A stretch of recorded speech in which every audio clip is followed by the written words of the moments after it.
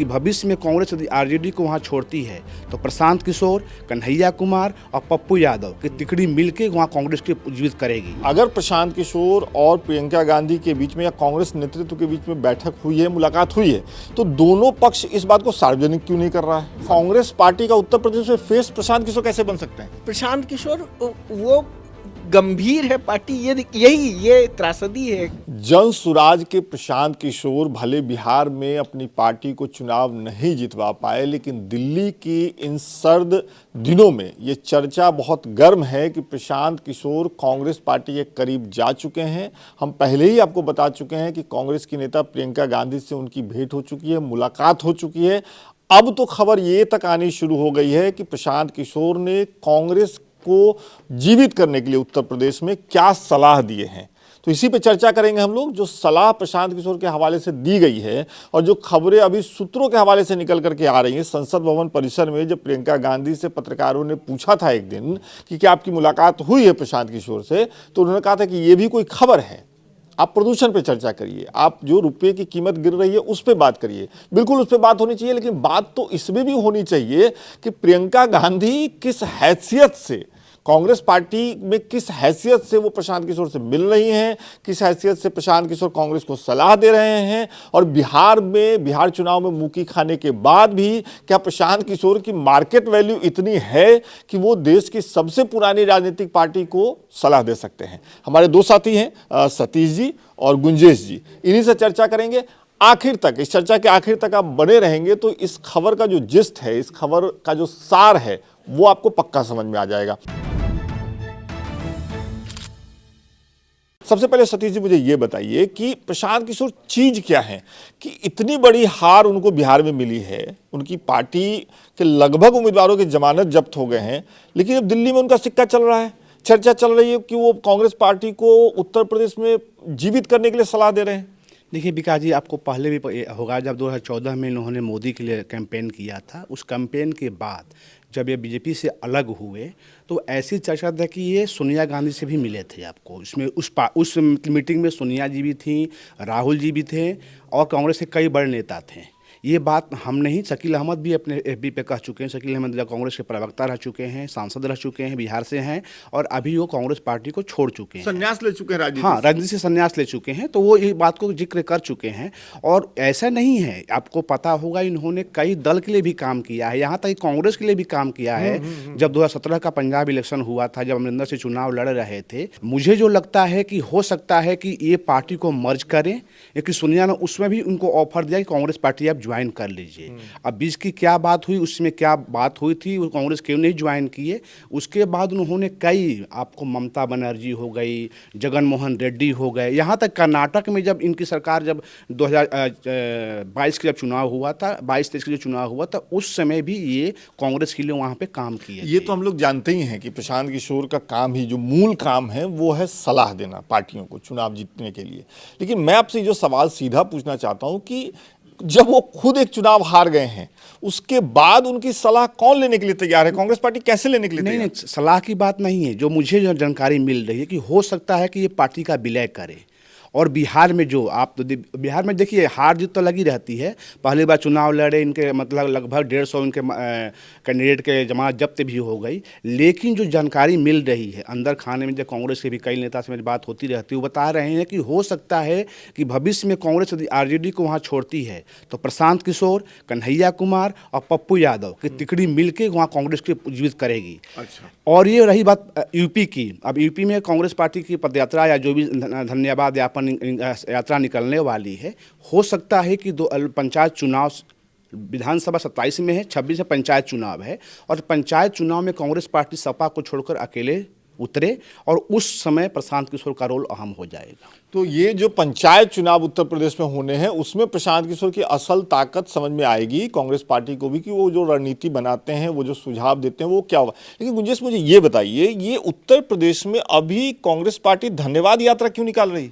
ये धन्यवाद यात्रा, जहाँ तक जो मीडिया में खबर जैसी चल रही है, वो ये है कि लोकसभा में उनको जिन जिन सीटों पर सफलता मिली है, उन सीटों पर पंचायत चुनाव से पहले एक शक्ति प्रदर्शन के लिए और कार्यकर्ताओं को एकजुट करने के लिए उन 16-17 सीटों पर की बात चल रही है जहां पर ये धन्यवाद यात्रा निकाली जाएगी।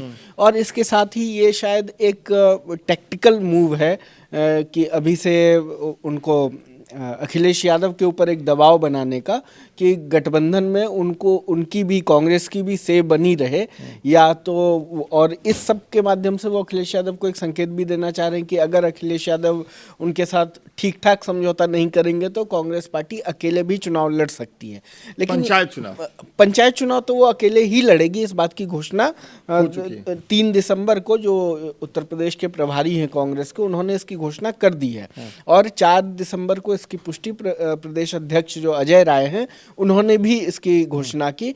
और अब इसलिए माना जा रहा है क्योंकि अभी तक हमको ये नहीं पता है कि मुलाकात किस दिन हुई, प्रियंका और प्रशांत कब मिले ये तो हर जगह खबर है। तो अब माना जा रहा है कि ये 3 और 4 को जो उत्तर प्रदेश के कांग्रेस के नेताओं का जो बयान आया, संभवतः ये उस मुलाकात के बाद का ही एक टर्न अराउंड था। ठीक है। अब मेरे दिमाग में एक दूसरा सवाल है। एक तो सवाल यह है कि अगर प्रशांत किशोर और प्रियंका गांधी के बीच में या कांग्रेस नेतृत्व के बीच में बैठक हुई है, मुलाकात हुई है, तो दोनों पक्ष इस बात को सार्वजनिक क्यों नहीं कर रहा है? सार्वजनिक कर देना चाहिए, पता चलना चाहिए कि ऐसी बातचीत हुई है, अटकलें क्यों लगानी पड़ रही हैं? दूसरी बात, मुझे सतीश जी आपसे ये समझना है कि प्रियंका गांधी कांग्रेस पार्टी में गांधी परिवार के सदस्य हैं, इसके अलावा सिर्फ एक सांसद हैं?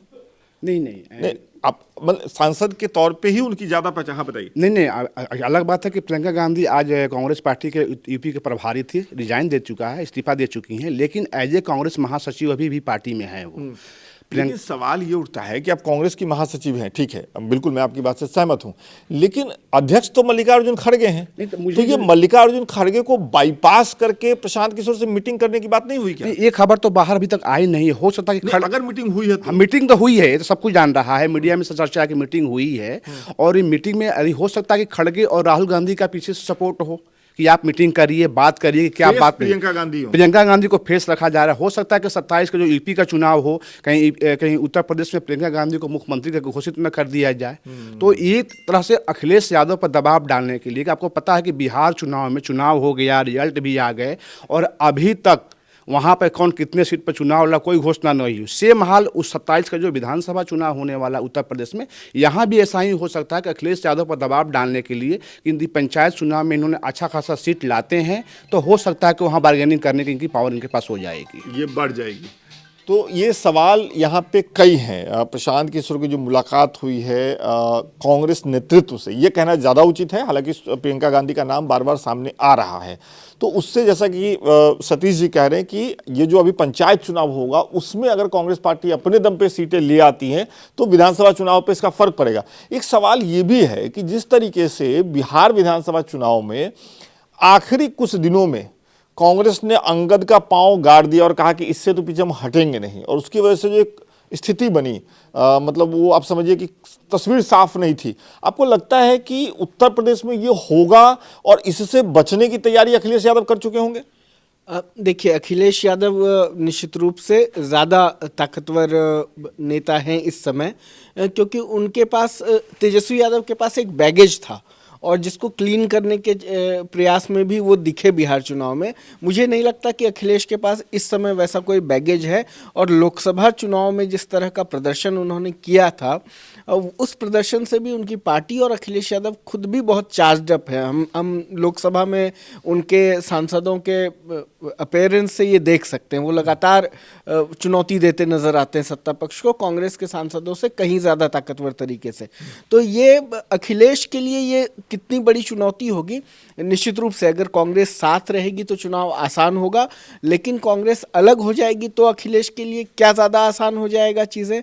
उनको अपने नाराज़ होने की, उनके जो कार्यकर्ता हैं उसकी संख्या घट जाएगी, उनके लिए चुनाव मैनेज करना खुद के लिए कितना आसान हो जाएगा, ये एक दूसरा पक्ष हो सकता है। लेकिन मैं यहाँ पे एक चीज़ जोड़ना चाहता हूँ कि ये प्रशांत किशोर और प्रियंका गांधी, ये पहली बार नहीं है जब प्रशांत किशोर और प्रियंका गांधी बातचीत शुरू कर रहे हैं। कांग्रेस पार्टी हमेशा इनके पास बाद में आती है। आपको याद होगा 2017 में भी प्रशांत किशोर ने यूपी में, खास तौर से यूपी के दो लड़के जिसमें अखिलेश यादव और राहुल गांधी को प्रेजेंट किया गया था, और वो भट्टा परसोल वाली जो यात्रा थी, खटिया पर बैठे हुए राहुल गांधी दिखे थे, वो सब डिजाइन की थी प्रशांत किशोर ने। लेकिन बाद में प्रशांत किशोर ने ही तो आरोप लगाया था कि उनकी बात कांग्रेस नहीं मान रही थी, कांग्रेस को जो प्लान बता रहे थे वो कांग्रेस तैयार नहीं हुई। मैं ये कहना, वो तो प्रशांत किशोर ने बाद में आरोप लगाया, लेकिन उस बातचीत की भी शुरुआत प्रशांत किशोर और प्रियंका गांधी से ही हुई थी। फिर जब 2022 में प्रशांत किशोर पीपीटी लेकर पहुंचे, तब भी बातचीत की शुरुआत प्रियंका गांधी और प्रशांत किशोर के बीच पहले हुई, बाद में वो कांग्रेस पार्टी तक पहुंची। तो वो प्रियंका गांधी, आप ये कह रहे हैं कि प्रियंका गांधी और प्रशांत के बीच में करीबी शुरू से है। जी, ये ऐसा दिखता है, ये बहुत विजिबल है। अब प्रशांत किशोर कांग्रेस को क्या दे सकते हैं? हमारा सवाल जो सबसे मौजूद की, क्यों प्रशांत किशोर पे भरोसा करे, इतनी बड़ी हार मिल गई उनको।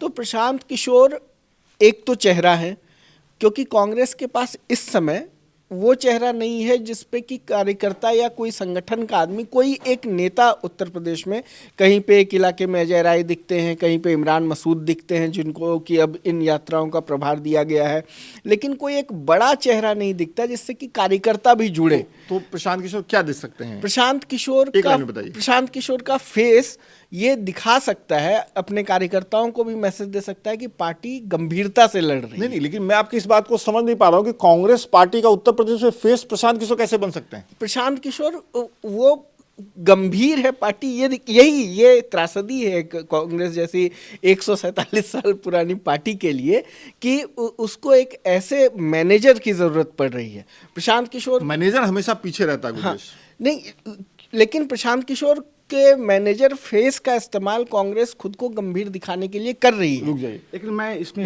हाँ, जोड़ूंगा इस बात जो कह रहे हैं। मुझे लगता है कि प्रशांत किशोर पंचायत चुनाव में रणनीति जो बनाएंगे, लेकिन 26 का चुनाव और 27 का जो भी चुनाव होगा यूपी में, उसमें प्रियंका ही मास्टर फेस बनने जा रही हैं। एक बात आपसे और जोड़ रहा हूँ जो मुझे जानकारी मिल रही है कि हो सकता है कि भविष्य में बसपा और कांग्रेस भी गठबंधन कर सके। मैं वहीं आ रहा था, मेरे पास भी जो जानकारी है कि अभी जो एकदम से मायावती एक्टिव हुई है, जो उनकी रैली हुई है, उसमें भी प्रशांत किशोर का रोल है। और प्रशांत किशोर की एक सबसे बड़ा टास्क जो उनका यूपी में होगा, जहां तक मुझे लग रहा है कि अगर समाजवादी पार्टी से कांग्रेस अलग हटती है तो बसपा के साथ कांग्रेस का गठबंधन करवाना, बीएसपी कांग्रेस मिलकर के चुनाव लड़ेगी और प्रशांत किशोर पीछे से सपोर्ट करेंगे, मतलब अपने पुराने काम में वो आ जाएंगे। क्योंकि देखिए विकास जी, मायावती 4 टर्म से यूपी का सीएम रह चुकी हैं और आज के समय में एक भी विधायक नहीं, एक विधायक है उमाशंकर सिंह, बलिया से कहीं से आते हैं, जैसे बिहार में उनके पास एक विधायक है।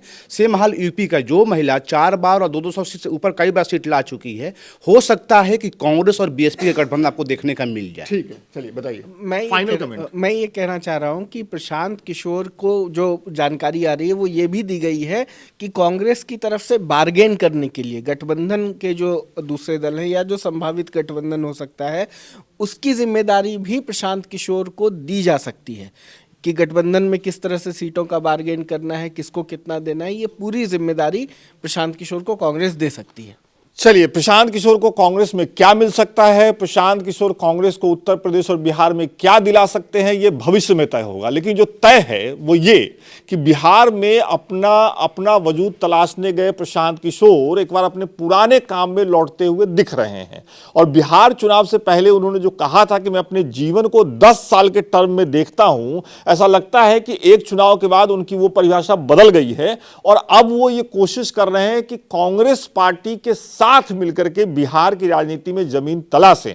अब जैसे हमारे साथी सतीश कह रहे थे कि बिहार विधानसभा चुनाव जब 5 साल बाद होंगे तो हो सकता है कि बिहार में कन्हैया कुमार, पप्पू यादव और प्रशांत किशोर की टिकड़ी हो जो मिलकर के कांग्रेस को वहां पे पुनर्जीवित करे। अब सामने उत्तर प्रदेश का चुनाव है, प्रशांत किशोर की मीटिंग हो चुकी है, प्रशांत किशोर ने बिहार में क्या किया उसकी बात हमने की, प्रशांत किशोर कांग्रेस से मिलेंगे तो आगे क्या करेंगे इसकी चर्चा हमने की। अब बारी आपकी है, आप हमें कमेंट करके बताइए कि प्रशांत किशोर की कांग्रेस के साथ मुलाकात, प्रशांत किशोर का कांग्रेस के साथ जाना क्या उनके लिए एक सही राजनीतिक फैसला है। बहुत बहुत शुक्रिया।